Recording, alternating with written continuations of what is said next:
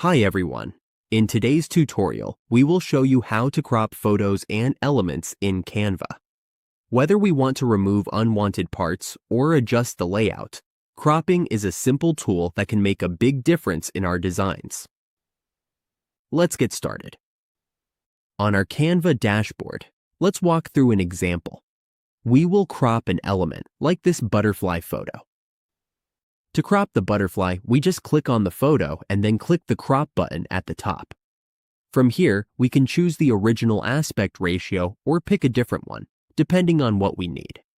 We can also crop in freeform. Let's select the freeform option. As we can see, we can drag the edges to make it smaller, like this.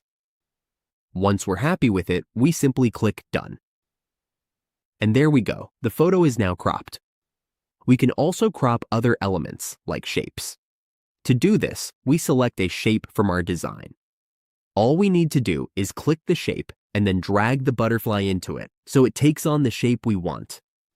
And that's how we crop photos and elements in Canva. With just a few clicks, we can keep our designs looking clean and polished.